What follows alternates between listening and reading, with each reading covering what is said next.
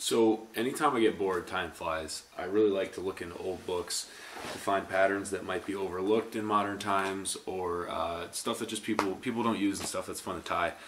This is one of my favorites. There's a million different patterns in here for a ton of different stuff.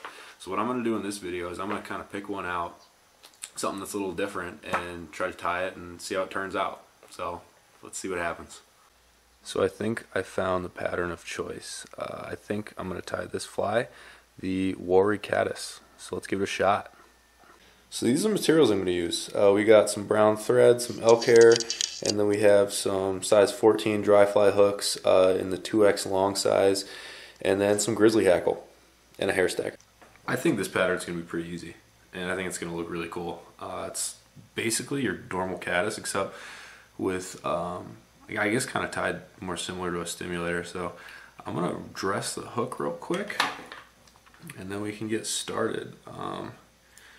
Step one is to stack some elk hair for the tail, which should be pretty quick.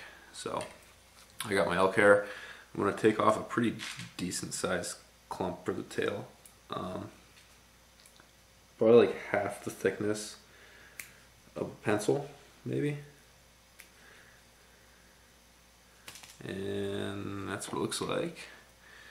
And now I'm going to put it in my hair stacker. It'll line up all the tips so the tail will be nice and even. So for this fly, the tail material and the wing material are both elk hair, so it's going to be super floaty. You're not going to have any problems with this sinking, and I would imagine it's going to be pretty sweet to run a nymph off of. But yeah, I guess it'll cover, you know, your ranges of sedges and caddis flies and stuff like that. I did a couple loose wraps on the tail so far, just to kind of get that elk hair nice and tidy. And now I'm going to cinch it down to where I want to stop with the body, and then we're going to work it forward. Usually you would cut off like the excess. I'm going to leave it on because this is a thread body dry fly, so I kind of want it to have a little bit thicker of a frame. So I'm going to kind of try to loosely wrap around the hair, probably like right there, and then we're just going to wrap it down. And now we can kind of build that nice even tapered, you know, thread body. The book I'm using for this pattern didn't say to put in any kind of ribbing material, so it should be pretty straightforward. And that is literally it for the body. If you want to flatten out your thread, you can take your bobbin and just spin it one way. It'll flatten right out, and you don't really have to worry too much about these like wiry looking hairs. Those are going to get covered up in a second anyhow. But so yeah, that is step one. Now we're going to tie in the wing. Okay, next step, tying in the wing. Same exact thing as the tail. We're going to get our elk hair, get ourselves a little clump of it, and then we're going to stack it. I'm going to get a little bit bigger of a clump than I did with the tail section, just because the wing is obviously supposed to be a little bit thicker than the tail. So I'm working with about this much, a little bit more than I had before. And we're going to get it in the stacker and stack it real nice.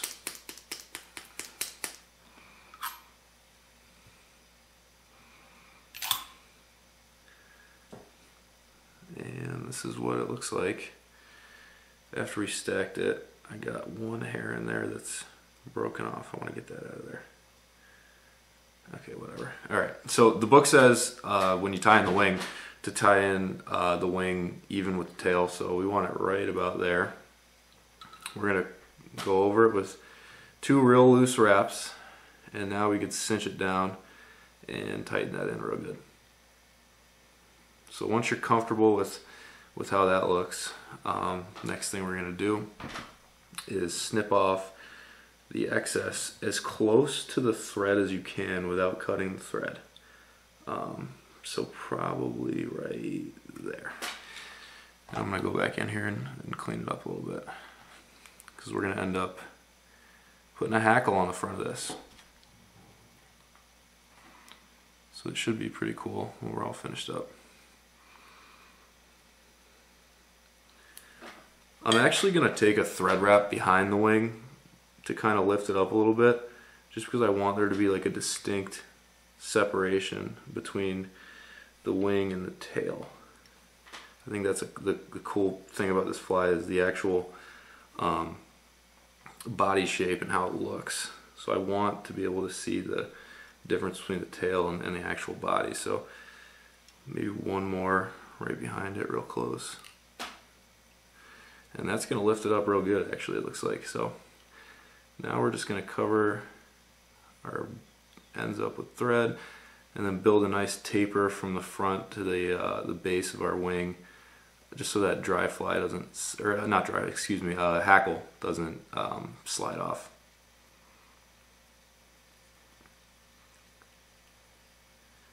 And that ought to do it right there. Alright, so I got my grizzly hackle, and I'm going to tie it in right at the wing section. Tie it all the way up to the top, and then bring your thread all the way back down to the bottom. And I'm just going to whip finish really quickly so that I could use the rotary feature of my vise. Oh, we're stuck. Come on, there we go. Okay, so now that we did that, all we got to do is rotate this, and it should form a really nice looking hackle. Oh, slid down. So this is one of the worries you have with making tapered wing sections like this, is that there is a solid chance it's going to slide down the thread, which is why you want to make it as even as a taper as you can so that doesn't happen. And at that point, I'd say we're pretty much good.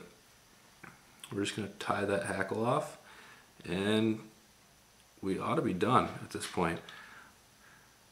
So this is a super simple caddis fly, and I'm excited to fish it and try it out. But this is one of those patterns that it's just old school, and not a lot of guys tie it anymore.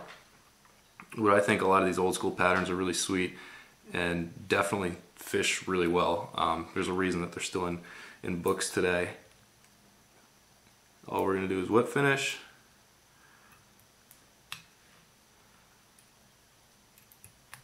And that's it. So, you know, put down in the comments how you think it turned out. If you like it, you know, obviously give the video a like. I would appreciate that. And this is what the finished up fly looks like. So it's a caddis sedge type pattern. Super floaty, it looks like it's going to be, and overall fun to tie, and I enjoyed making the video. It was a good time. So thanks for watching.